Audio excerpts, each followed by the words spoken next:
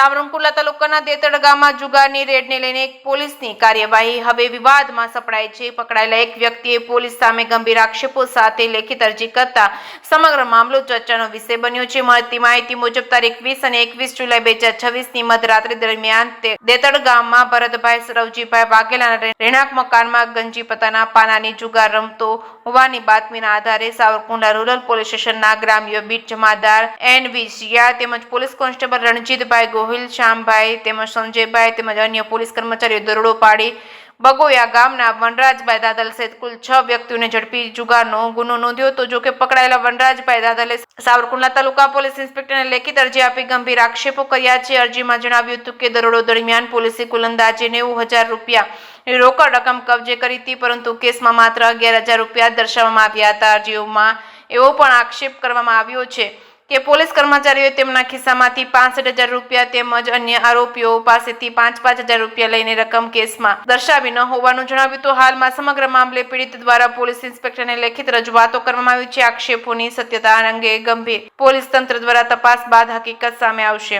વનરાજભાઈ જતુભાઈ દાદલ, ગામ બગોયા। અમે 20/7/2026 રોજ રાત્રિ દરમિયાન દેતડ ગામે ભરતભાઈ રવજીભાઈ વાઘેલાના ઘરે પત્તાની રીમી રમતા હતા અને રાત્રિ દરમિયાન સાવરકુંડલા રૂરલ પોલીસ સ્ટેશનના જમાદાર આવ્યા અને રેડ કરી અમારા ટોટલ 90,000 રૂપિયા હતા એ બધા લઈ ગયા છે અને અમારા પૈસા ગયા છે। અને બીજા નંબરમાં કે 11,000નો કેસ લખાવેલો છે। અમે પરત માગેલા, એ પરત અમે પૈસા મળ્યા નથી। મને મારા 65,000 રૂપિયા છે અને બીજા નંબરમાં મેં અરજી સાવરકુંડલા રૂરલ પોલીસ સ્ટેશનમાં આપી છે, મારો કઈ ન્યાય આવ્યો નથી।